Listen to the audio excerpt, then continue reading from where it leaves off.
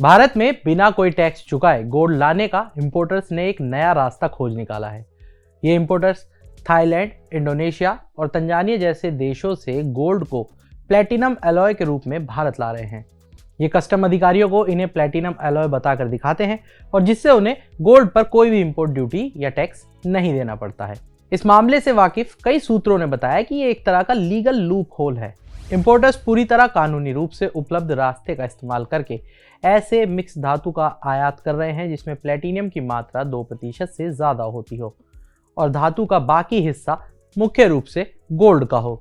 ये पूरी तरह कस्टम टैरिफ नियमों के मुताबिक ही है। नियमों के मुताबिक संयुक्त अरब अमीरात से आयात किए जाने पर प्लेटिनियम मिश्र धातु पर आमतौर पर 5% यानी 0.5% कस्टम ड्यूटी और 4.5% agricultural infrastructure and development cess tax लगाया जाता है। लेकिन थाईलैंड, इंडोनेशिया और तंजानिया जैसे देशों से आने वाले प्लेटिनियम मिक्स धातु पर कोई टैक्स नहीं लगता है।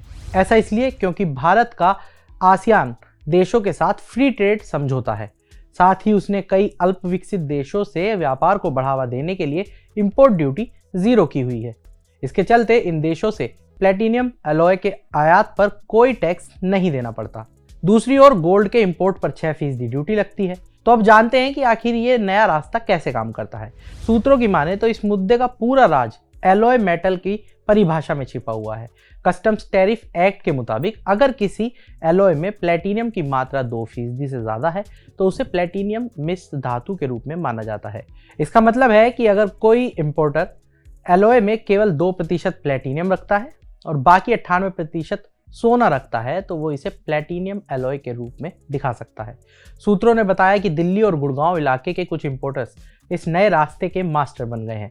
वे थाईलैंड, इंडोनेशिया या तंजानिया जैसे देशों के रास्ते प्लेटिनियम एलॉय के रूप में सोने का आयात कर रहे हैं और इन देशों के साथ 0 कस्टम ड्यूटी समझौते का पूरा फायदा उठा रहे हैं। Directorate general of intelligence and statistics यानी DGCIS के आंकड़ों से भी इसकी पुष्टि होती है। इस साल जुलाई तक तंजानिया से कच्चे और अर्धनिर्मित रूप में लाए जाने वाले प्लेटिनियम एलॉय का आयात लगभग 0 था, लेकिन इसके बाद अगस्त में ये बढ़कर 267 किलो हो गया। वहीं थाईलैंड और इंडोनेशिया के रास्ते का इस्तेमाल भारतीय इंपोर्टर्स ने पिछले नवंबर से ही शुरू किया है, जिसके सटीक आंकड़े आने में अभी कुछ समय लग सकता है। मामले से वाकिफ लोगों ने बताया कि प्लेटिनियम एलॉय के रूप में सोने को भारत में लाने के बाद वे दोबारा इस धातु को रिफाइन कर इससे सोना अलग निकाल लेते हैं और उसे बाजार में बेच देते हैं। मनी कंट्रोल ने एक इंपोर्टर के बिल की कॉपी देखी। बिल में बताया गया कि यह विक्रेता थाईलैंड का था और इंपोर्टर ने उससे अर्धनिर्मित रूप में लगभग 80 किलोग्राम प्लेटिनियम एलॉय खरीदा था। इससे भी अहम बात यह कि उसने जिस प्लेटिनियम एलॉय का आयात किया था उसमें 89% सोना और 4% प्लेटिनियम और बाकी एलॉय धातु तैयार करने के लिए इस्तेमाल की जाने वाली दूसरी सामग्री थी। बजट के बाद UAE से प्लेटिनियम एलॉय आना बंद हुआ। भारतीय इंपोर्टर्स पहले भी प्लेटिनियम एलॉय के रूप में सोना लाने के लिए इसी तरह की चाल का इस्तेमाल करते थे, लेकिन तब वे UAE के रास्ते का इस्तेमाल करते थे। हालांकि जुलाई में पेश हुए इंपोर्ट बजट में सरकार ने सोने पर आयात शुल्क 15% से घटाकर 6% कर दिया, जिससे उन आयातकों का इस रास्ते से होने वाला लाभ कम हो गया। UAE से आने वाले प्लेटिनियम एलॉय पर 5% टैक्स लगता है।